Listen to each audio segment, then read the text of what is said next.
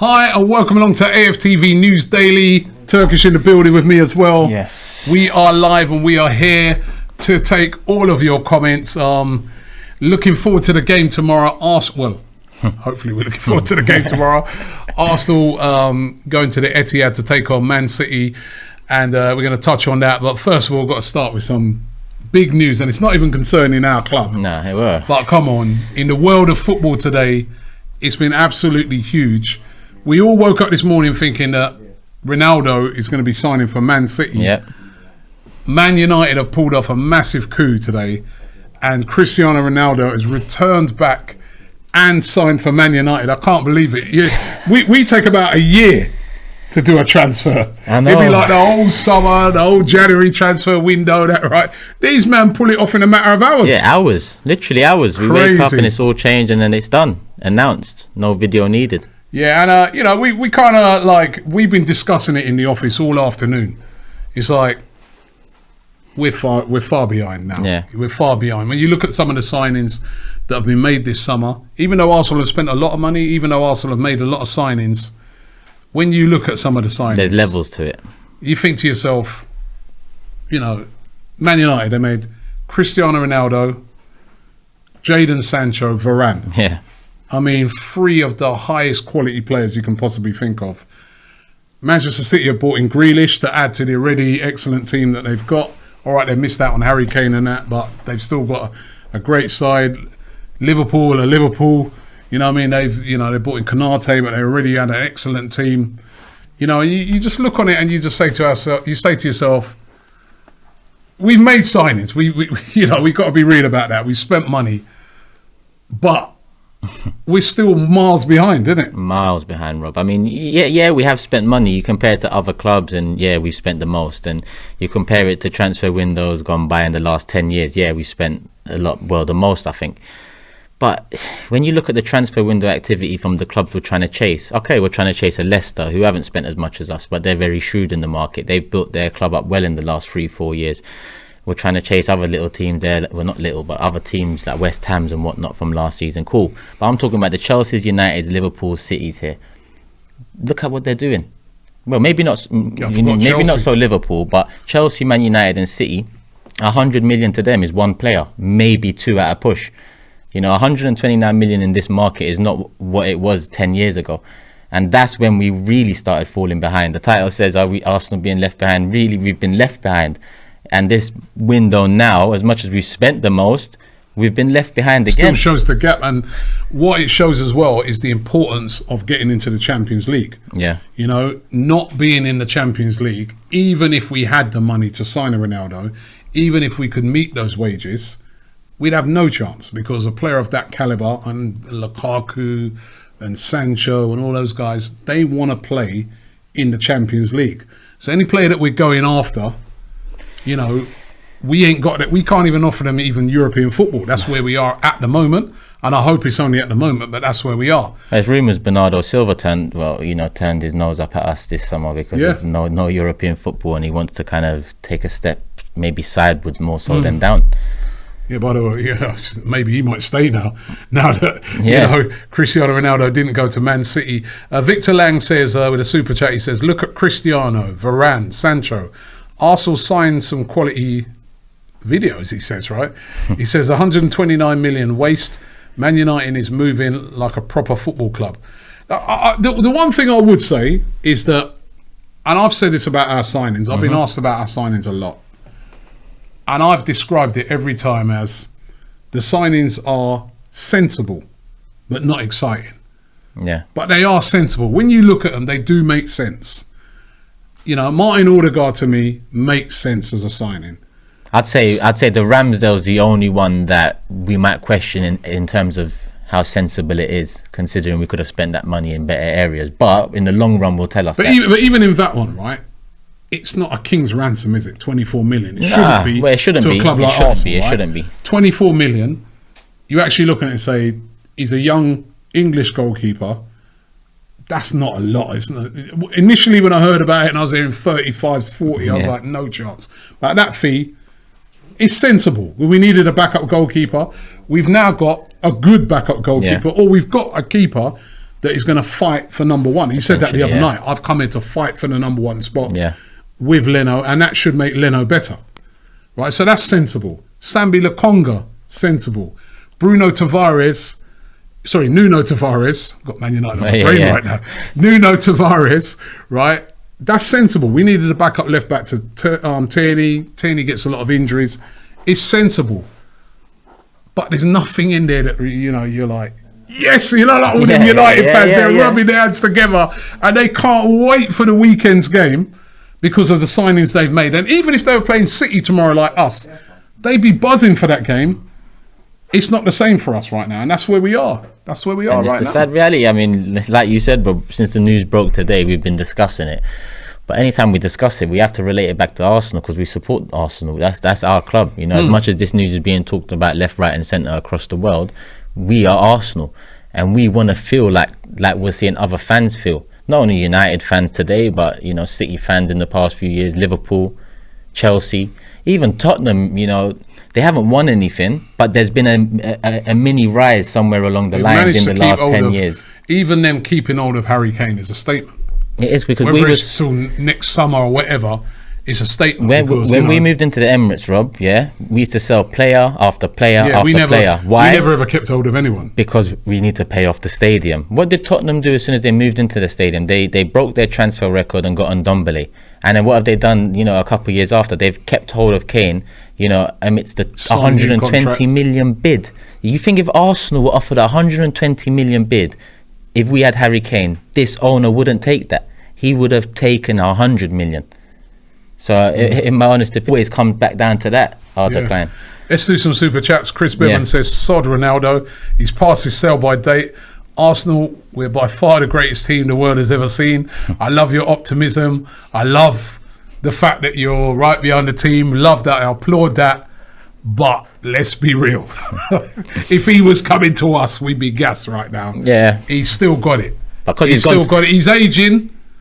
But he's still, you know, he guarantees you goals, you know? Yeah, because he's gone to United, I get it. You know, we're going to say he's 36. We're going to say it's a bad sign, and we're going to say he has to win the league to be a success, and we're going to pile all the pressure on. We have to pile the pressure. That's all we got. Their fans better be saying they're going to win the league now, because they finished second, Rob. They bought Sancho, Varane and Ronaldo. I don't want to hear no talk about challenge. They need to say it with their chest. We're winning the league. They've got no excuses now. Hadi says Chelsea re-signed Lukaku and United re-signed Cristiano Ronaldo. We need to make a statement signing and re-sign Denilson, he says. Denilson. Also, our thoughts around the rumours of the Qatari royal family considering signing Arsenal. Now, what did you make of that rumour? That, you know, that comes into a bit more importance now when you hear about those offers. What did you make of that?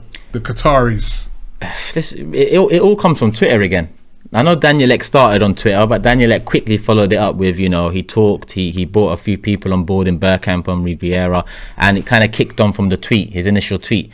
Now, this guy, you know, I don't know if it's the PSG owner's brother or the PSG owner's brother's son or whatever. I don't know who it is, but apparently he's got a lot of money.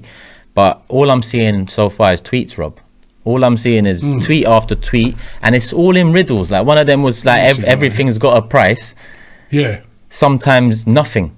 Surprise. What kind of a tweet is that?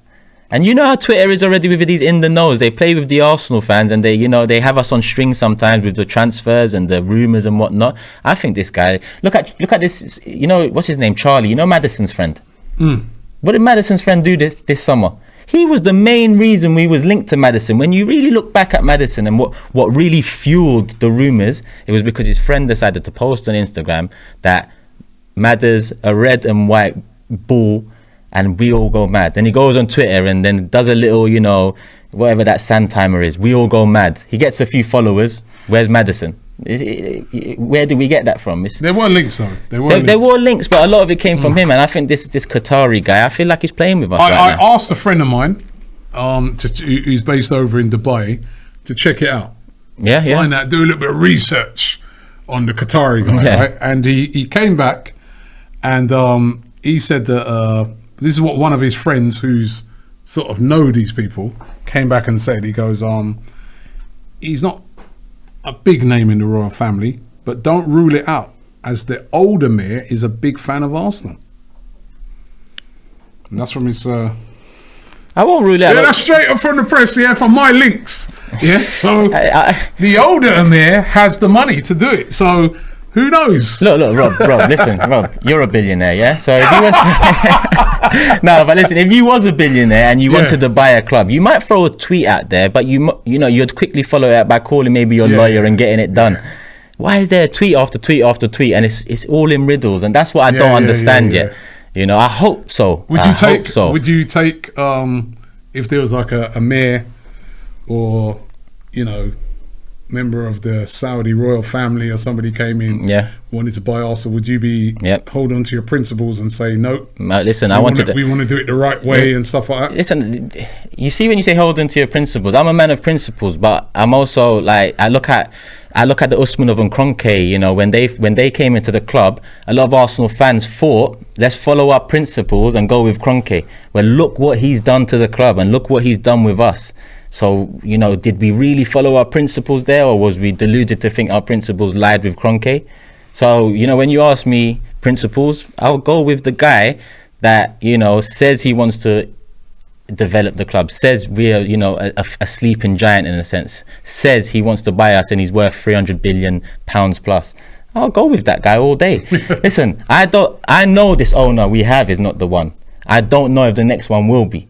But at least we can find out. We've already found out about the one we have. I'm going to ask you a question, actually. I've got a question for you in a minute, but let's do a few of these super chats. Help me out with some of these, because loads of them are coming in. I got one, Shref says, we pay part-time wages of Willian Ozil. Big clubs act big, and they did over years. For years, excuses like transfers are hard.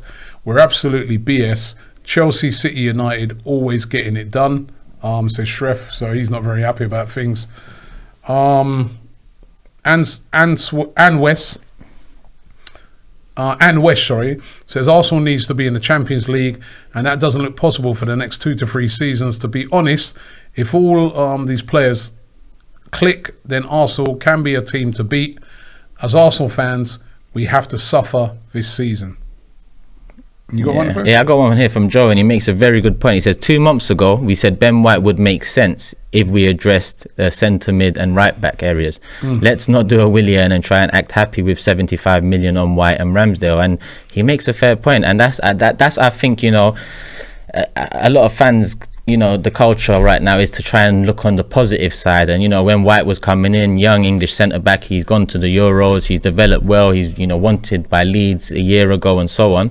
But we did say if we spend the majority of our budget on a position where we was more than willing to go with Saliba on, then, you know, you have to go into this season on the front foot, and we haven't. So it feels like they've let us down again. Hadi says it was reported in the local Qatari newspaper called Al Kabas, and he says it's growing, the rumour, in the Middle East. Yeah. So it's big out there apparently. And Dekeras says we were being left behind 5 years ago. We're behind, which is why we aren't having to spend so much on smaller names. Also, what's the story? Well, I've said the story before on DT. He's taken a break, he said, from football, and I'll tell you what, he might be doing the right thing right now. I'll tell you that. Ashwin says, Ashwin from India, he says, after signing CR7, our top 4 chances are already dead and buried. Chelsea, Manchester City, Man United, Liverpool, he says, with angry emojis. Just the reality, Rob, man. The question I was going to ask you is this, right? Yeah.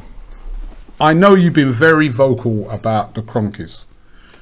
Now, Man United have also had huge problems with their owners. We saw a couple of months ago that their protests turned really nasty. They actually stormed the ground.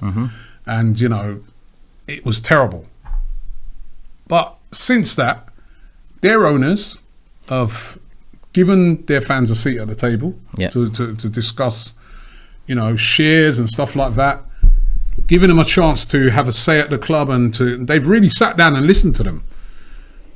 They've also, in the transfer market, they've gone big. I mean, you know, as I said, Sancho, Varane, now Cristiano Ronaldo, to add to a already brilliant team. Now, does that show?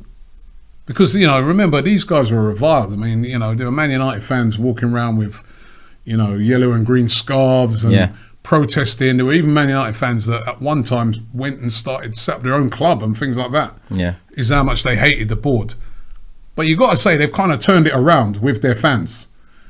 So is it possible for Stan Kroenke to do the same sort of thing? What would it take for Stan Kroenke to turn you around? Because I don't think there's no United fan tonight saying Glazers out. There's no United fan tonight saying, let's go down the stadium with a Glazer out banner. They're probably applauding them because look what they've pulled off. They've nicked Ronaldo from under I don't care what City said. City wanted him. Yeah. And they've nicked him from underneath City's nose. So you see the next step for them can the Kroenkes do a similar thing? What would it take for them? And I don't always just answer it. I asked someone this question the other day and they just said leave. Yeah. Right? What would it take for them to turn you around in a similar fashion? I can't say what would turn me around, but what I can say is they can do something now, and I think it's only one thing they can do now that I'd look at and say, hold on, that's a bit of a change in your ways, and I'm gonna have to see what this one's about before I give my full opinion on it and see if it was right or wrong, and that's bringing in Antonio Conte. And that's getting rid of Edu and maybe bringing in an Overmars, or maybe listening to Conte and who he wants above him. I think in Conte you have a manager that not only demands from his players and his staff, but he demands from above as well. We saw that at the end of his Inter Milan reign, he won the league, and because they was going to sell players because they couldn't back him in the summer, he said, you know what, then I'll have to leave them because I'm not going to put my name and reputation on the line for an ownership that's kind of not giving me the resources and tools I need to push on. And so I think bringing in Antonio Conte and a new director of football would indicate to me that, okay, they've realised that we've spent 130 mil and it doesn't seem to have improved the squad much. There's a manager out there. Look, I feel like we missed out on Jurgen Klopp. People laugh at that now, but I feel like at the time we missed out on Pep Guardiola as well. And people laugh at that. I've heard those rumours from a very, very good source that when Pep was thinking about coming, because remember he took that year out, didn't he, after Bayern, and when he was thinking of sort of coming back in, his people were sounding out Arsenal, and saying, what's the chances? Pep likes Arsenal as a football club, the way they play and everything. Like Wenger, respect for him. Yeah, respect to Wenger. Thinks the club would suit him. Yeah. But he wants to find out what's the situation going to be. Yeah. And basically he was sort of told, well, no, Arsene Wenger's our guy and we're not. So that's where you have to be ruthless, isn't it? It is. That's where sometimes you have to say, well, you know what? This guy's available. He's the hottest thing. He's going to help us to bring back the success. That's when the transition should have started from, but we didn't. We didn't get him in. We chose to stick with what we had. And now we're kind of paying the price for that. Yeah, we are. Yeah, a lot of people laughing in the chat, but that's exactly my thing. If you ask me if we sack Arteta, are we going to replace him with Conte? I'm going to laugh at that like everyone here is laughing, and I think most Arsenal fans would, because they know Kroenkes won't. But that is what they can do to show me they're changing. Yeah, I'll come back to that again in a second. Kapil says, hey Robbie, can Arsenal sign Lingard? Premier League proven. Now we're getting the Man United, the rejects. Of course we are. Of course we are. But he says, Premier League proven. English has probably scored more goals at the Emirates than half of the Arsenal squad. 45 million. Please, he says. I'm sorry. I'm sure he's a United fan. I'm sure of it. Going back to that, I always say what you was just saying now. I always say that if you haven't got the money to go out there and buy the top players, then go and get yourself the top manager who can make the players you've got the very, very best. Yeah. And Conte is out there. But would it be unfair? 2 games. Tomorrow will be the 3rd game of the season. Would it be unfair having given him? I want you to I want you to put yourself in their position, right? Turkish and Kroenke's position. Right, but it'd be a different club right now. I'm giving you some straight questions tonight, right? So I want you to put yourself in the Kroenke's shoes. You've given him, whether it was right or wrong, but you've decided to give him the transfer window and this season, right? The first. So you're saying I've got no choice over that? I can't say I wouldn't. You can't change your mind on that now. That was decided. Okay, you cool. and you were part of it. You've decided. You've given him that. Now, this season, his first game away at Brentford. Teams just come up, brand new stadium. They're absolutely, they're pumped for the game. You're missing Lacazette, Aubameyang, Partey, all your main. You got players like Martinelli just come straight back from the Olympics. Saka's played 30 minutes in pre-season. You lose that game, you say to yourself, all right, it's one of those games you could have lost. We've seen even Man City, I think it was at the start of the last time Norwich came up, they lost that game, remember, to Norwich. Did they? Yeah, remember away. Oh, maybe. They lost that game, right? To a newly promoted Norwich. It happens sometimes, right? You then play the next game, Chelsea. You're still missing some of your key players. No Aubameyang, no Lacazette. Well, Aubameyang for about 30 minutes.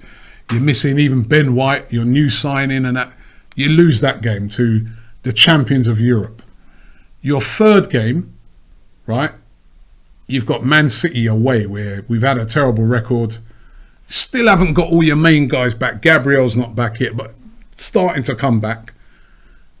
If you lost that, would it be fair, when you consider the 3 games, to then say, you know what, you're sacked, or would you say to yourself, it's such a difficult start, I can't assess yet whether it's him or whether it was just how difficult those games were.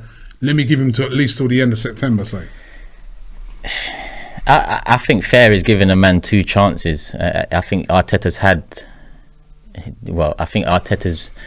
been on the line twice coming up to this stage. No, but no. So I've given him this season. You've made a decision. You and the board members have made a decision that you're going to give him a transfer window. He spent your dough. Yeah. And you're going to give him, this is your season to deliver. So another chance. Yeah. So are you going to sack him after 3 games? Yes. Because Antonio Conte is available. If the Qatari owner comes in tomorrow, you hear 4 billion bid, 3 billion bid, 2.5 billion bid accepted, and Sunday they come out, and Monday they announce that Arteta's leaving and Conte's coming in, we wouldn't bat an eyelid, because we'd see it as this new owner's come in. He saw a manager available there that could take the club to different heights, and he's been ruthless. Listen, football's a ruthless world, from the players to the managers to the directors of football and all of that. It chops and changes, and I think Arteta's been ruthless. He's Guendouzi, with Saliba, with yeah. Even you could say with Willian, he's been ruthless. You haven't delivered. You're out last year. You're gone. Exactly. So but it's not the same for him. Exactly. Like I said, he's really had 2 chances already. November last year and losing the Europa League semi-final. Either times he could have been sacked. And in all honesty, I know you didn't ask me if I had a choice with it, but after the Europa League semi-final, his job should have been on the line. And when Conte left Inter Milan, we should have done it then and there. Okay. Petitio says, I think this is one of the super chats of the day. Maybe we need to give this guy his money back. I mean, it's so funny. He says, going with the title, are Arsenal being left behind? He says, we were being left behind 10 years ago. Now we're being lapped. Lapped. Definitely lapped. You look at what Chelsea's won since then. You look at your City. You look at United. It's lapped. Mahesh says, Ronaldo back home, Lukaku back home, Kane stuck at home. As Arsenal fans, let's go back home to Highbury. Should we bring Wenger back home? And he's got a laughing emoji. Robbie Singh says, banter aside, would you give Arteta time, knowing it's a long-term project, since you are getting youngsters? Also, would you get Wilshere back?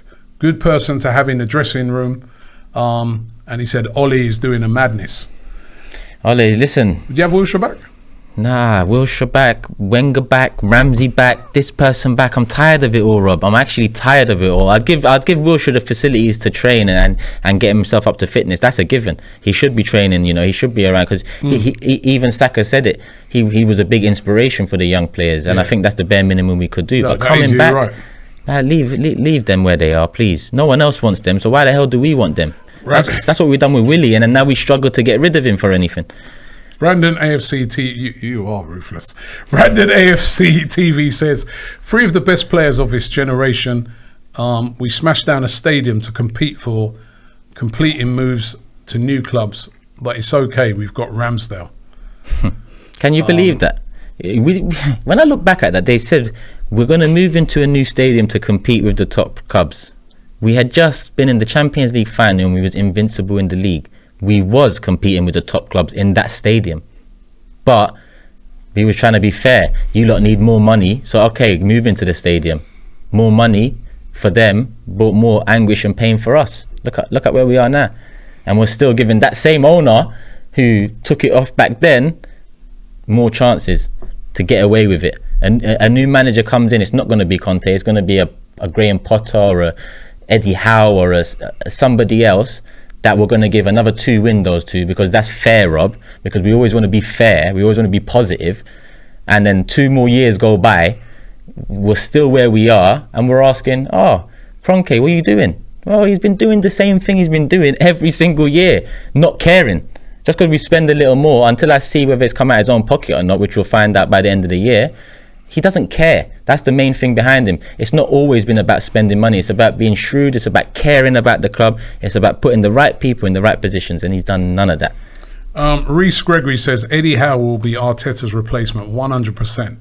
So this club is killing me with the lack of ambition, structure, philosophy with transfers and how the club is run. And the Rob Singh one, I've done that already. I got one here. Mm-hmm. And coincidence, I've got this one. But it says, Aya, big up Aya. It says, Turkish is a genius. He's been saying the issue is the ownership. Put pressure on the Kroenkes to raise their standards, and you'll see Arsenal raise their standards. They'll either sell or invest. And I do think we've made some inroads in it, because I think shirt sales are down, and I think the ticket sales for the Chelsea game and so on this season will prove that, a lot of more fans have had enough. And I think by next summer, a report will come out that'll say shirt sales have dropped, this has dropped. Couple that up with no Super League, there's no further added valuation to the club on the stock market or whatever. So for Kroenke, it's a sinking ship. The Super League was going to save him financially for this club, but it's a sinking ship. So hopefully, Ek comes back in again, or this Qatar guy comes back in, Dangote. I don't care who it is. I just want a new person coming in and buying this club, and we go again. That's how I feel. We go again. Right now, I can't feel we go again with Kroenke in charge every season. All right, Sydney says, stop setting our fans against our owners and coach. We've bought young, good players, and they've committed to long-term contracts because they believe in the coach. What do you say to that? Listen, when we had Fabregas and Nasri and Clichy and all them, man, they were good young players that committed to the, Arsene Wenger. What did? We didn't support them with enough experience. We didn't, bring in the signings required to help them develop, give them the platform. It crumbled. What happened when we had Jack Wilshere, Aaron Ramsey, Oxlade-Chamberlain, Carl Jenkins and Kieran Gibbs, all these, the British core? They were young English players, they signed contracts long term, and that was a project youth. What happened in the end? Wilshere got burnt out, Ramsey had enough, Jenkins and Gibbs didn't make it, and so on. We've been through projects like that. I don't mean you can't have another project. But it can't. But learn from your mistakes, Rob, because Fabregas came out and said, when he came into Arsenal, he felt like the club was putting all the pressure on his shoulders. They made him captain, and they thought at 21 years of age, he's going to really kick on and take the club forward. And he felt that was too much pressure at the time. He said he looked around the club and there was only 2-3 winners, Nasri and I think a couple others. He said, if Fabregas is saying that, then we need to learn for the new ones like Saka and Emile Smith-Rowe. We can't leave them in the same position like we left Wilshere. Wilshere got burnt out because he played 60 games a season. He wasn't the same player again because we didn't have the people in front of him. Number one, have an arm around his shoulder. Number two, keep him out of the firing line. Help his development. We don't help the young players out. We support. I love Emile Smith-Rowe. I love Saka. I love them. Martinelli. Come on, they're no part of the downfall of Arsenal Football Club over the last 10 years or the 5 years or the 2 years. They're no part of it. But I want them to be here for 10 years. And for them to be here 10 years, Arsenal need to improve. And how do we improve? Is by buying better players around them, in front of them, for them to learn off. You think Greenwood's not gassed right now at United that Ronaldo's coming in? Of course he is. He's not getting as much minutes as Saka or Emile Smith-Rowe, like Foden hasn't. but they're still happy because they've got great players around them. They're developing well. They're learning, and it's experience. Yeah. They're in the England squad, or they're still doing what Saka and Emile Smith-Rowe are doing, but they're not in the firing line. Emile Smith-Rowe and Saka are at Arsenal. Not really are, because we support them and we know it shouldn't be on them. But the club are just leaving them out there and trying to, put all the hope on them. It's not right. Joel Farmer says, AFTV, you guys are only reading super chats. Well, I've just read yours. No, we're not just reading super chats. We're getting a lot of super chats, but we are also reading just regular chats as well. Because listen, every chat, every comment is a comment, and means a lot to us. And ABI says, Turkish speaks the reality. I admire you a lot from Ethiopia.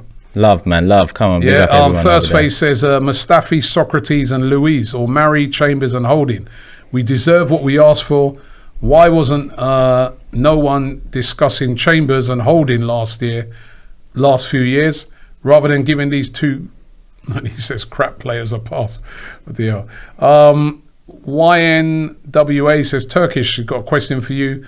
Why would Conte want to come to a club with owners like Arsenal? Well, that's exactly what I'm saying. If you're asking me what would change my mind on these owners, or not change my mind, but give them a bit of leniency, it would be to do something I don't expect them to ever do. And that's bringing a Conte, a Simeone, or a manager that's going to demand off them. This one's from Jamie. He says, being honest, as a Leicester fan here, it's sad to see what's happening. NGL, it was funny last season for the other clubs, but now it's sad and upsetting. And I think he's talking about us. And those are the ones that hurt me the most, when people are feeling sorry for us. That's it, Rob. Because we're a big club. We shouldn't even be, Drew says PSG got Messi, Ramos, etc. Chelsea got Lukaku and Koundé. Haven't got him yet, but they probably will. Man United got Ronaldo, Sancho and Varane, and all spent less than Arsenal. The way things are going, Arsenal will be just like Newcastle in a couple of years. Well, I think, hold on. Let me put some of that to bed a minute. Come on. Because this sort of thing about, PSG have spent less than Arsenal. They spent less on transfer fees, but when you add the wages into these players, like even with Cristiano Ronaldo, the rumour is he's going to be on over £500,000 a week. Yeah. So it doesn't matter about what the transfer fee is. Those wages are humongous. Not many clubs can afford to pay that. You know what I mean? The wages, Chelsea have bought Lukaku and his wages. Koundé is probably going to cost another £50 million. Yes, they may spend a little less, but they needed less. They needed less. Same with, yes, the Varane one, when you compare that to Ben White, you look at that and you say, well, how comes? But then Ben White's a lot younger and it's the English tax thing on it. But I think, people, I've been hearing this thing today, Ronaldo costs nothing. It's not as simple as that. Messi costs nothing. Donnarumma costs nothing. The wages that these guys are on, they're really humongous. So you can't really look on it like that. And where we've Sabrin Af no says, chance. I'm a United fan. I strongly believe the signings Arteta made this season will be helpful. Not always big signings work, as when they got Alexis Sanchez. Yeah, no, right? 100%. Arsenal would do good this season. He goes, I'm sure of that. I miss the old Arsenal and Man United. But you know what it is about that, Rob, yeah? I'm not asking, to win the league.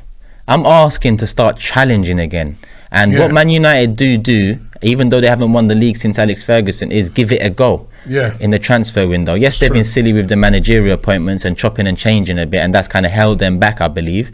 But they give the fans hope and ambition and excitement. Nothing we've ever got. All right, Ed Mahan says Conte. It's so many chats coming in.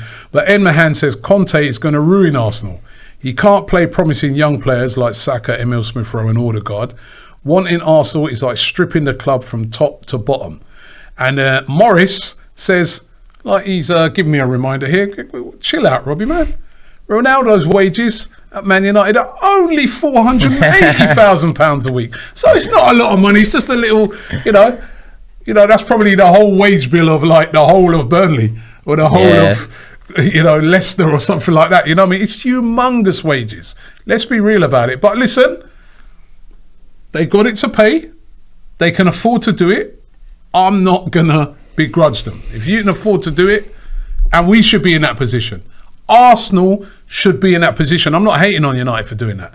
Advance 333 says Turkish is wrong. Arsenal have been trying to plug holes for the last few years and it didn't work. Now they've changed their approach and gone for a complete rebuild. And this won't pay off immediately. He's making a good point there, isn't it? Because who told him that? No, but hold on. He makes a good point, isn't it? Right? But how does he know that? No, but he don't know. But listen. You can see that Arteta's gone for what he's decided to do. He's like, you know what? We've tried that. We tried to bring in a marquee name. It ain't worked. We've tried to bring in sort of older players and hope for an instant thing. It won't work. So you know what we're going to do? We're going to build. We're going to get some young players in, like your Odegaards, like your Ben Whites, that are going to, and we may have to suffer for a bit, and we're going to. So if we're trusting the process, I thought you was going to come out of it. I was waiting for that word. No, but it is a process, isn't it? Everything's a process. Nobody's saying. Nobody at Arsenal saying that this is going to be immediately. Yeah, this season we're challenging for the league. They're saying we're on a rebuild now. The previous rebuilds have failed. Now we've decided on this. So who's taken ownership of them previous failures? That's what I'd like to know. Because they do something, fail. They do something, fail. Like, who the hell is going to come out and say sorry that we failed so many projects and processes up until now? Who's going to take ownership for once and say it was our fault, fans? It's our fault and we are sorry, before coming out with the bullshit about be excited and all of that. My guy said, for the last 2 years they've been trying to plug holes. It hasn't worked, so they're going for rebuild. How does he know that? How does he know that? You can see that. No, it's not. You can't see that. We needed a right back for years. We've needed a centre mid for years. We're trying to plug holes. But what holes are we plugging? Cedric, you're trying to plug a hole, innit? So my man bought Cedric, and he's all of a sudden third choice right back. No, but hold on. You bring in Cedric, and Cedric's playing. That's you trying to plug a hole. He's an older player. He's experienced in the Premier League. So he's saying to himself, right, we're bringing Cedric. We're trying to plug a hole. But it didn't work. We're going to bring in Willian, an experienced player who's got Premier League experience, and he's done it before for Chelsea. It flopped. So now those are the holes. Those are the holes they've tried to plug. It don't work. So now the new approach is, let's get some young, hungry players who want to play for Arsenal, who want to grow with Arsenal. Let's get them. That's the new approach. Yeah, but who's going to take ownership of the mistakes, though? Willian was brought under this current ownership, this current CEO, this current director of football, and this current manager. So who's going to come out and say, listen, we was wrong? Instead, Edu come out in November and said, if you think Willian's not a good signing, you don't know football, be patient. That's our director of football telling me to be patient with a man that's been in the league for 7 years. All their jobs are on the line. This is their decisions that they're making. How comes everyone at the club is so quick to come out and bring their chest out and try and, protect what they've done, instead of kind of understanding that all we want is a bit of, I don't know what the word is, honesty, a bit of, we feel disconnected now. Come out and say, Willian, we tried to do this because he's this age and we thought he could bring a winning attitude, but it didn't work. We apologise. And even though I wouldn't forgive them, a lot of people would start maybe thinking, oh, well, they're taking ownership of some mistakes, but they just move on to the next mistake. You forgive them if they bought Ronaldo. I wouldn't. 36-year-old Ruud van Nistelrooy, I'm hearing, but it is what it is. FL Bobby says, I still think Arteta is capable of doing great things. We're building for the future and we need patience, but he needs to perform better than he has. Drew says, sorry, I already done that one. Mr. Willow says, Ollie started at Mulder, Lampard at Derby County, Zidane at Castilla. Who hands over a top-tier Premier League club to a first-timer? That's another, it's a great point. That's another. I was saying to somebody the other day that if you look in the Premier League, he's the only manager, Mikel Arteta, who's never managed another club before. Can I ask you something, Rob? You see, the only one. After a game, after a game one day when you're about to do fan cams, would you ever just say, yo, mate, you do the fan cams today? Would you ever do that? I did it with Cecil. Yeah, True. No, you're right. You'd never do that because you care about what you're delivering. Yeah, you got I feel that the point that sorry, Cecil. Cecil has been doing fan cams before, right? But I feel that point that he makes is an outstanding point, because I just look on it and I say, this is my thing with the Arteta thing. When he first came in, I was like, we need a manager of experience. Now, when you go like Lampard did and you manage Derby, or like Rooney is at Derby now, or the various managers that have gone on, managed at lower league clubs, Championship, League One, what happens is you can be making the same mistakes. He can make the same mistakes that he's making at Arsenal now, but not every single mistake is highlighted. Mm-hmm. You're under the radar. Yeah. And let's be real, in life, I've said this before on this programme, and it's been the same with us on AFTV, you learn from mistakes. Yeah. We've made a lot of mistakes when we've been doing AFTV, and I've learned from them. And the great thing sometimes is you make a mistake, you can look back at it in 6 months' time and say, you know what, I learned so much from that mistake and I will never do that again, and this is what I need to do instead of what I did then. But when you're at a top club, you're not allowed to make those mistakes, because every mistake you make is highlighted. Why didn't you play him there? Why did you drop him? But when you're at a smaller club, it's not highlighted as much. It's under the radar.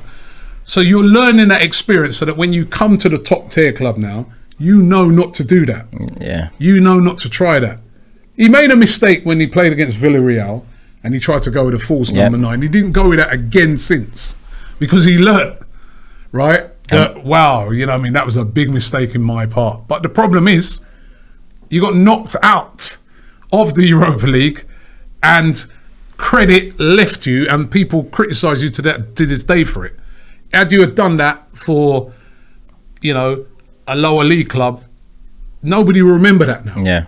You know, and that's the thing, when you're at a big club, that's the problem. And that's why you need an experienced manager. I agree with that. Help me rattle through some of these super chats, man. They're mounting up, by the way. Robbie Singh says, big up you guys from here in Sydney, Australia. Big up. He says, love your content, guys, and respect you too. Turkish says he's a big fan. I think you may have missed my previous super chat, since Turkish requested, we are winning the league. 21 is coming. Ollie at the wheel. Yeah, we get Robbie on. He's a big United fan. He must be absolutely delighted today.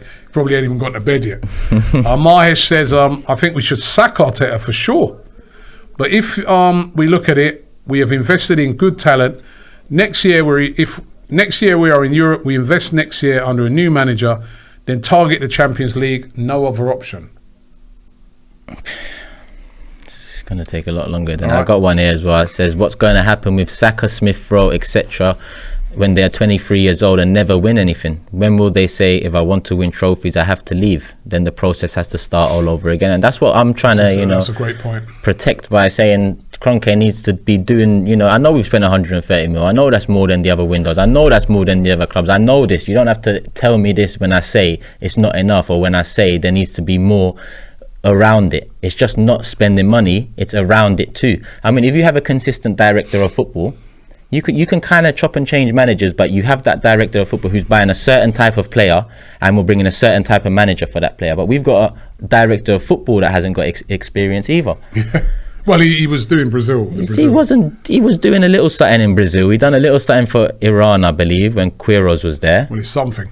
It's something, but it's not enough. Like you said, top club. How are you going to bring in someone that's done something? Yeah. Raul, that was actually someone I was like, Raul, like he's done things. He's been at big clubs, and he's got. Willian. Nah, did he bring Willian? Oh, maybe he did. I don't know. That was a Kia kind of. Whoever done that, as I said, should be investigated. James says, Chelsea land Lukaku, Man United land Ronaldo. We buy Ramsdale, and we're struggling to sign anyone relevant. We need world-class players. Sanchez and Ozil were world-class when we bought them. How far we have fallen. We didn't win the league with them, though. Yeah. Win the league with those type of players. This is maybe why, we didn't get close to winning the league with those players. Let's remember that. Not even close. So this is probably why, there's a new change in direction. Eric says, Robbie, if this is a process, when do you think it's going to yield results? Do you see us winning the league or Champions League in the next 5 years? What process? I don't see us at this moment in time. When I look on it, I cannot see us winning the league or the Champions League in the next 5 years. However, I'd say this, if you went to a Liverpool fan 5 years before they won the Champions League recently, what would they have said? They would have said the same thing. Probably, but they would have said it. Come on, not probably. Maybe they no. would have. Come on, but they would have 5 years said before. Okay, fair. They would have said no chance. Fair. Because I remember when we AFTV been going now just over 8 years, right? And obviously the guys from Red Men TV, I'm really friendly with Chris, Paul, and I remember I used to do a show every Monday. I used to go up to there and we used to do this sort of show on a channel where we spoke about general football, and I'd speak to them about Liverpool, and they were like us. They were like, oh man, we've got no chance. We're never going to win the league again. But remember, they hadn't won it for 30. They were down in the dumps, bro. They were done out here. And now when I talk to those men, all they do is laugh and smile, and they're confident. You know, even with the Ronaldo signing, they're still confident probably they'll win the league. No, I agree with you there. They've got them Klopp. They've got, so things can turn around if you get it right. If you get it right. Let me throw something back at you. You're right. 5 years before they won it, I think they would have said no way. They would definitely have said no. But when Klopp came in, having just nearly won the league with Brendan Rodgers and having a decent team, when Klopp came in, if you asked them in the next 5 years, do you think you'd win the league or Champions League? Yeah. But when Arteta came in here, or even if I ask you now, in the next 5 years, will we win the league? It's still very much the same answer, because he doesn't have that Klopp, substance. Yeah, no, he doesn't. Maybe, and like you said, if Conte came in and you said, will we win it in the next 5 years? You might start saying to yourself, well, you know what, we've got a chance. Yeah. Fizz, I hear you on that. Fizz113 says, following Chelsea and United, Arsenal should sign another legend, Mustafi, and Spurs should follow him by signing, and he goes, he can't think of a legend. I got one here from K Murphy. Says, you know when your mum sends you to the shop and you bring home the wrong thing. Edu did the same thing going to Brighton and getting white without Basuma. Basuma we should have signed. I can't believe we knocked on that door and we didn't even talk, and I can't believe maybe Lokonga, they're looking at it and say Lokonga long term will be better than Basuma. Listen, long term, who was Basuma when he first came in at Brighton? Did you know who he was? Rob. Would we be raving about him and that? So maybe they're looking at it and say Lokonga's going to be our Basuma. We've already got about 5 players that we can say long term these players are going to be great. We haven't got enough players that we're saying short term these men are good enough. That needs to kind of mix. That's what I'm saying. So I think Basuma, having done what he's done in the league so far, would have, much better. I mean, listen, my fear is that if we don't do something this season, and when I say put up a really good fight, and then my fear is that what you just said earlier, I fear teams coming in for a Saka, for instance. It's going to happen. A Man City coming in with a huge bid. He's got 2 years left next summer. He's a brilliant player. He's got 2 years left. No, didn't he sign a new deal, didn't he? It's a long-term deal. Last summer, Rob, he signed a 4-year deal. This is how quick time goes. Last summer, he signed a 4-year deal. We've wasted 1 year. We're about to waste another year. He'll have 2 years left next summer. And that's when the pressure is on the club. Because I fear. We got to deliver for those young players. And listen, we're sorry, before we move on to the next Super Chat, we hear Eddie and Nketiah could have been used in the Ben White deal. But we hear that we didn't want it, and we hear that then we offered him a contract that he refused. So what kind of club does that? Yeah, he's got 11 months to go. If you could get Ben White for 40 million, Eddie, do it. But 50 mil, and now we're struggling. But you should have got Basuma from it. Even though I'm saying that, and I like this Sambi Lokonga, while I look at him, I would have still got Basuma as well. Yeah. And I'd get Hossein Mawar as well. D Singh says, yes, we're being left behind. Arsenal Football Club needs a restructure from top to bottom and a culture shift. Recruitment is poor. We take the scraps. Bobby Singh says, on a positive note, you can say Arteta is better than Pep. Pep is probably the only manager to be rejected by 2 world-class goal scorers in less than a week. Shrev says, we didn't plug the holes. We bought old Chelsea players. We bought a £72 million player after one big season. We didn't go for a top-class manager when Wenger left. Constant buying kids and giving them a number 7 and number 10 is horrible. And we didn't. Smith Rowe was here already. And James says, the fans are tired of waiting for a process. We need more investment. We definitely do. Although we've spent a lot this year in transfers, we're still behind the top clubs if we want to compete for the top 4. Very true. We haven't spoken yet about the game tomorrow. We do have the small matter of a game away at the Etihad against Manchester City. You going? I'll be there. I know you're going to be here holding the fort with the Match Day Live. And by the way, you've been doing a great job on that. Love. And what are you feeling? Listen, I wish I had that desire to go, but far too many times I've travelled up to Manchester and known what's coming and returned thinking, why did I do it again? And I think this season, after the transfer window we've had and after the chances this ownership has had to kind of change my mind on them in terms of maybe a Conte, maybe more investment and so on, I feel like this season is going to be a long season, Rob. We've just finished 8th twice. We're on the verge of, in my opinion, losing our 3rd game in the first 3. It's going to be a long season along the lines of the last 2. If he gets a win tomorrow? If he gets a win, it's still going to be a long season. Believe you me, we've had wins. Listen, what last could that year, do for confidence? What did the Man United 1-0 away win do last year for confidence? What did the Chelsea 3-1 last year do for confidence? Nothing. What did getting to the semi-final of the Europa League do for confidence? The second leg, we couldn't even score at home, 0-0. No, I'm going. Yeah, I might follow you. No, you can be miserable, man. You just asked me about if we go there tomorrow, I know what's it going to do for confidence? It's a win. Listen, I want 3 points. I always want 3 points. But we've had 3 points before in big games and we haven't achieved anything at the end of the year. You don't hold up 3 points. But at least it will give us a lift if we need something. We've lost our first 2 Premier League games. We need a lift. We do need a lift, but they're not going to give us a lift. That will give me a lift. No, they're not going to give it to us. Who? Arteta, the players. But suppose they do. I'm saying suppose they do. Suppose they go there tomorrow and they get a win. Then we've got 3 points out of the first 9. Wouldn't that give you a little lift? I'll be happy, yes. Wouldn't it give you a little lift? Just answer yes or no. Of course, I'll be lifted a little. But Rob, I've been lifted a little before. I was lifted a little last year after beating United. I always like beating United. I've got a lot of United supporting friends. What did it do? In the end, nothing. And now they've gone and bought Ronaldo, Sancho and Varane, and here I am. I was lifted a little last year. How far up have they been lifted this summer? I want to be lifted up like that. Not a little.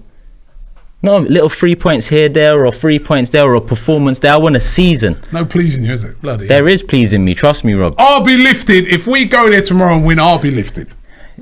But I agreed, I'd be lifted. And there's no game for 2 weeks after that. I'll bask in the glory of that until the next one comes round. That'll be, if we win tomorrow, which is a tall ask because they are a brilliant side. But that's huge for Mikel Arteta and that's huge for the team. The belief going forward for the rest of the season, that'd be absolutely huge. It wouldn't be huge, no. It would be. It wouldn't, Rob, trust me. It would be huge. Okay. You know what? I hope we win. And if we do win, we'll do News Daily again next week, maybe Monday. And we'll talk about how huge it might be. He's a miserable bastard. Jesus Christ. Hey, harassment at work. What's going on? Where's the forms? I love Turkish, man. This is just a reflection of how me and him in the office arguing all day about football. Trust me, stop asking me, do I tell Robbie to not buy merch? I tell him all the time. All right, let's get on this merch. Yeah, let's get on it, because it's a nice jumper. It's a nice, and I'm a tracksuit man. I'm always in tracksuits. I want to buy Arsenal tracksuits. On the merch thing, right? So on the merch thing, me and you've argued about this a lot of times. And my thing on the merch thing is twofold. Number one, I don't personally think it has much of a impact. I think it's an easy way out to say, let's not buy merch because the club have already got the money. Adidas signed a deal for 3 years or 4 years, how much it is, right? They've paid Arsenal already. Arsenal have already got the money, right? So they're not. The only way you could really say, right, I'm going to affect the club is you don't go to the club shop and buy it. You go and buy it elsewhere. But they've already got it, right? So that's. And I just look at it and say, come on, if you really, let me just finish. If you really want to hurt the club, and you really want to, show with a boycott, you got to not go to games. It's as simple as that. And I personally, I can't. I want to see my team play, and they know they've got us that way because we want to go and watch our team. You want to watch your team. That's the only way. That's when they acted before, when they saw empty seats and that. That's what affects them because that is actually their income that's not going into their pocket. And then the other thing I always worry about with the kit thing is it causes a divide. I've seen people arguing even at games, oh, why did you go and buy that shirt for? That's that person's choice. That person's an Arsenal fan, he just wants to rep his club. I respect people that are refusing to buy it. I respect them. That is up to them. That is their decision. But I just feel that sometimes it causes a little divide because people are pointing fingers at people who have bought the brand new Arsenal kit and their kids wearing it and stuff like that. And it just...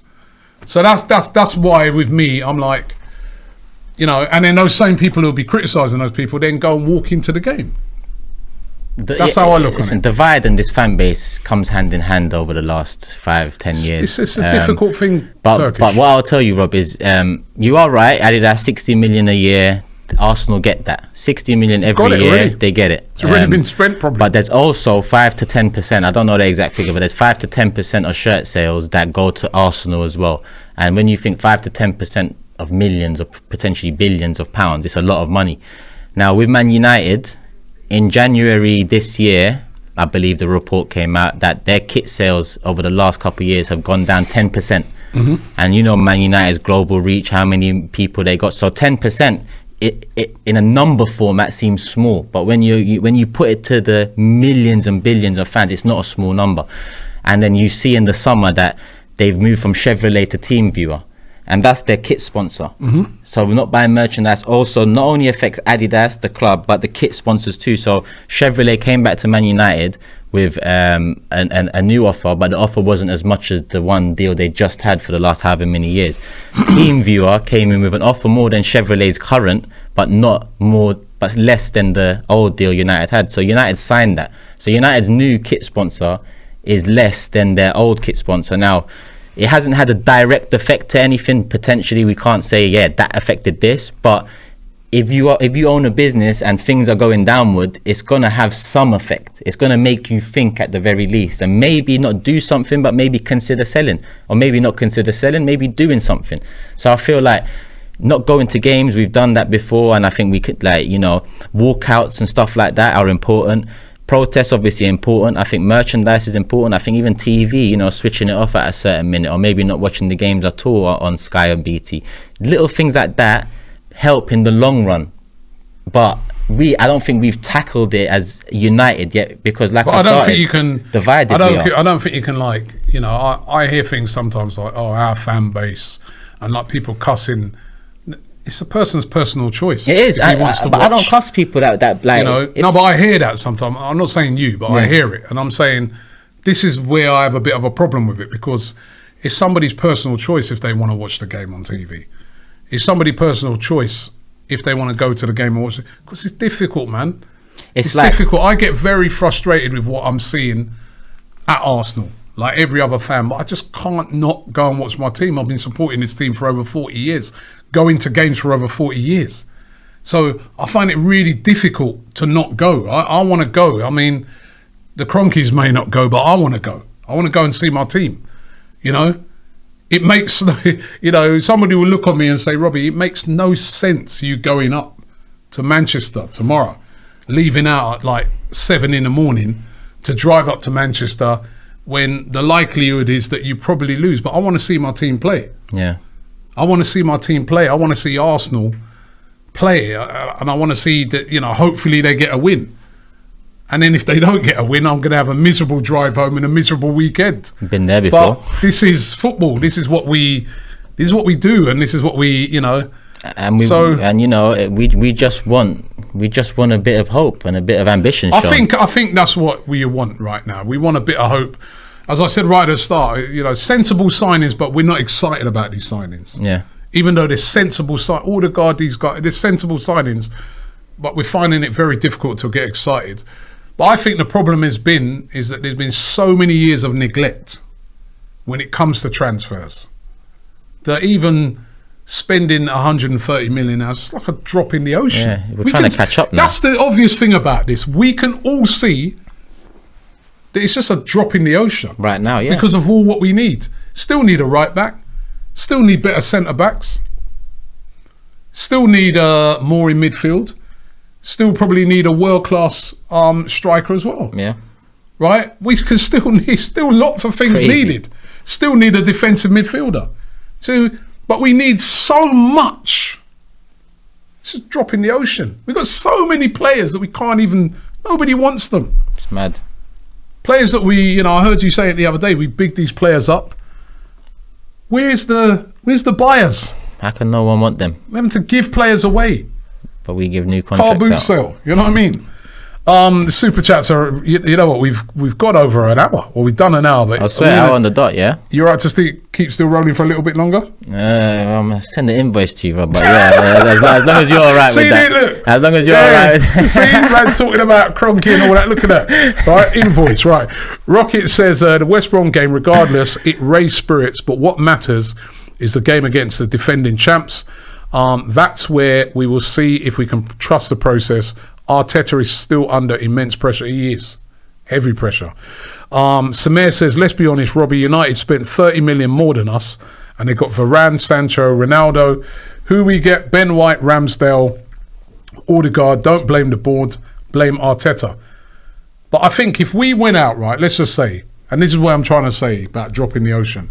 If we went out and we had bought one player for 100 million, like say what Chelsea did with Lukaku, that would only fix, that's only one. We know there's loads of areas to fix. That's why you've got to take these things into account. You can't just look at the figure. Yeah. That money's been spent on about 5, 6, how many is it? 5 players? 5, yeah. 5 players, yeah? That's been spent on 5 players. And you have to take into account we don't have no Champions League football. So in a way, you kind of have to spend a bit more to persuade someone to come. Yeah. That's where we're at. YM says, Edu is many... Did you read it? You didn't. Edu is many things: an invincible, a Copa America winner, a travel agent, and a professional jet skier. But one thing Edu is not is a sporting director. Okay. I agree. Again, like you said, not a lot of experience in it. Vivek says, I asked my Arsenal friend if he was happy. He said, he is in a way that life continues to thrive in Chernobyl. So hopeful and painful, nothing has ever been summed up the experience of supporting Arsenal better. Jeez. Is it that bad? We're going to do a last few because we do have to go because, we've got to get early nights tonight, man. I've got a lot of travelling to do tomorrow. Do you hear that? Robbie heard invoice. Now it's time to go home and that. Well, I know you got a show later. Yeah. That'd be interesting. Your Big Six it's going to bang tonight. It's going to bang. Unfortunately, not for Arsenal. But well, if you see Big Steve on there, if he turns up. He's going to be there. He's promised me he's going to be there. I'm sure he's got something cooked up. Yeah. But, imagine being in the mud when you got as much money to spend as they are. Yeah, that's why he can stick his neck on the line though, because he still knows they're going to compete, and there's a chance that it swings and roundabouts over there, isn't it? Listen, I'm not saying nothing because we're playing them tomorrow. Trust me. Lou Official says Aouar is ready to come, Bissouma is ready, and yet we're not playing in the Champions League.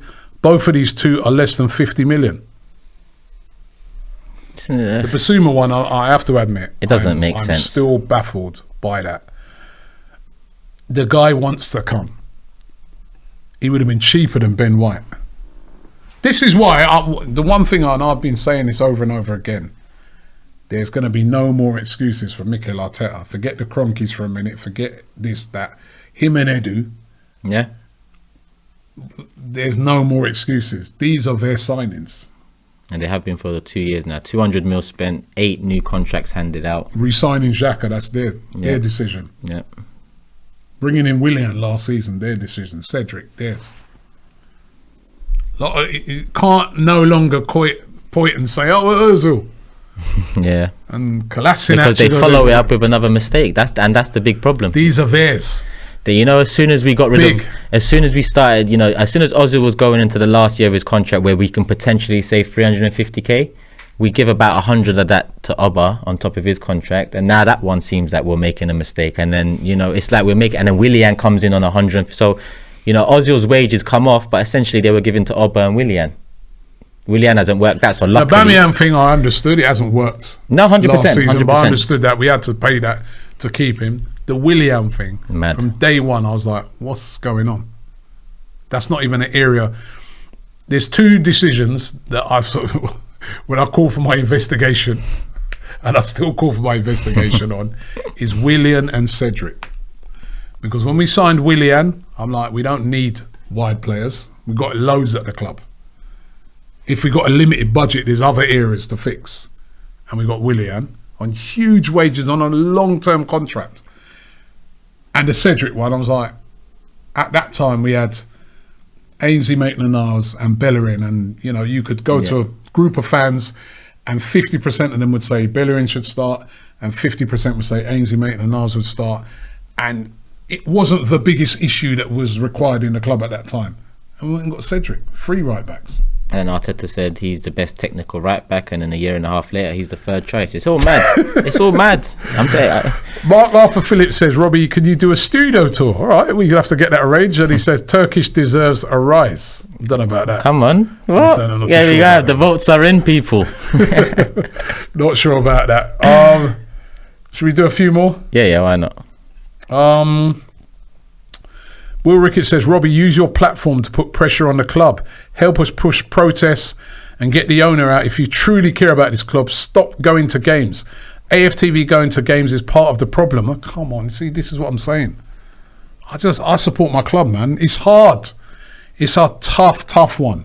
Not going to games is the toughest one. For someone like I know you, and for someone like me who's been going to games from the mid-90s, it's tough not to go games because it's what you're used to, it's what you know, it's embedded in the culture and routine of your life. I naturally feel like that bit's been taken out of me now. Slowly but surely bits have been taken out where like I said, I love tracksuits that Arsenal produce, I love some of the kits and I love some of the merchandise, but I just realised, now this season with the matches, I'll probably end up going to a few. I think Tottenham definitely, I'm going to show my face, but I feel like, empty seats and protests, I'm going to be there more for that than to go and act like this club is moving in the wrong direction. Again, there was hardly anyone at that last protest, was there? I can't say there was a protest at all to say how many there was, so that one kind of died out. But there's many ways to protest, people. That's one form, and there's many others. So just choose your form of protest if you want to protest and stick with it. Clement says, Robbie, would you still go to games if Arsenal were relegated and in the Championship? Of course I would. That's what fans do. You support your team. Of course you do. I was chatting to Big Steve when he was there last night. He's talking about how Man City, this is why you can't get on. I know people like to banter Man City fans and talk about, really and truly, they're some of the best fans around in a way. Because those guys, they were in like what you call now League Two. They came through the mud. I know Steve has some stories about United fans at school. They're playing teams like York City and things like that. And then you imagine as a Man City fan going and meeting, like you said, going to school or going to college or whatever and seeing your Man United friends who are in the Champions League and winning titles and Champions Leagues and that, and you're playing against York City. And they've soldiered through that. And they've come back, and now they're the champions of this country. And they won it 3 out of the last 4 years, and they're in the Champions League, and they've got the best players and the best future. So you've got to be there in the rough. Well, I guess at the moment we're here in the rough. I guess we're here in the rough, and unfortunately, it happens. To Liverpool fans, up until about 4 or 5 years ago, they were just there in the wilderness. And Liverpool, when I was growing up, massive. Liverpool won everything. Liverpool did what City did. And then it went to United, and it went to us, Arsenal. So you've got to stick with your team. You've got to stick with your team, even when it goes. Chelsea were, days away from going out of business, weren't they? So those guys who supported Chelsea back in those times and stuck with it, now they're seeing the rewards of following their club through those rough times. So the answer to your question is, of course, I would still follow my club, 100%. If we get relegated, we have to come again. Ozef says, Turkish, have you ever heard of the 1112 song? You already know. He said we're about to assume the position against City. Oh, my God.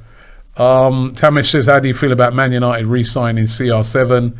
it's a great signing. You can't, there's nothing else you can say about that. David says, what's tougher, seeing your club like this or stop going to games to make a difference? Come on, lads. It's a very easy thing to say. I can see by your super chat that you're based in the States.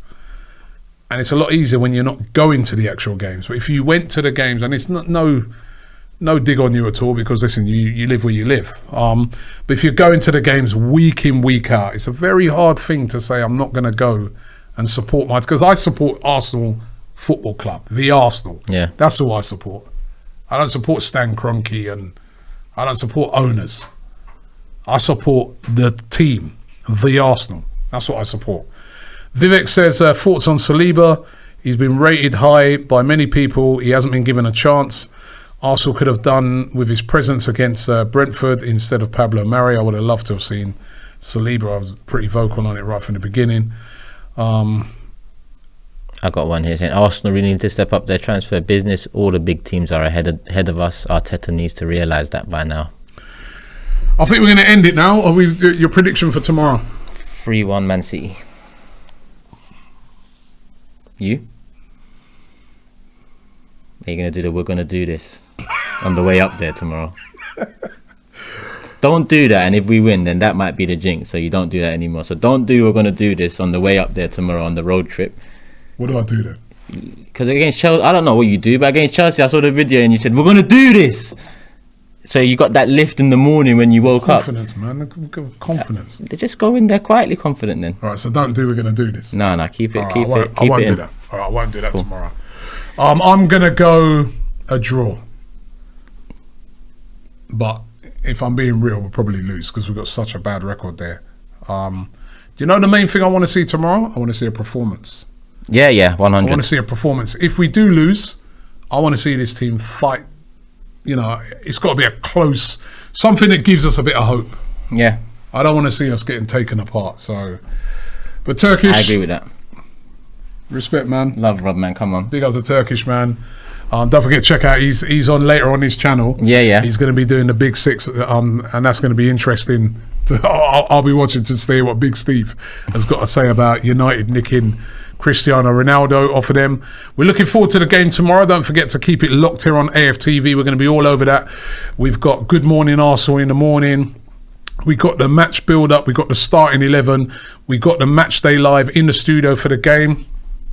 After the game, the guys will be taking your calls. That's been a brilliant feature. You guys can send in your videos and your chats.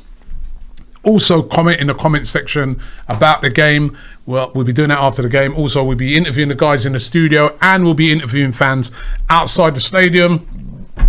Let's hope we get a bit of hope before we go into the international break. Let's hope that Arteta can pull off a little bit of a masterclass tomorrow against his old, his old boss. A performance at the bare minimum, like you said. Yeah, and let's hope we can start bridging the gap. We've got a long way to go. But if this is a process, we need to start seeing it. Thanks for watching. Have yourself a good weekend. We'll see you back with this show on Monday. Love, people.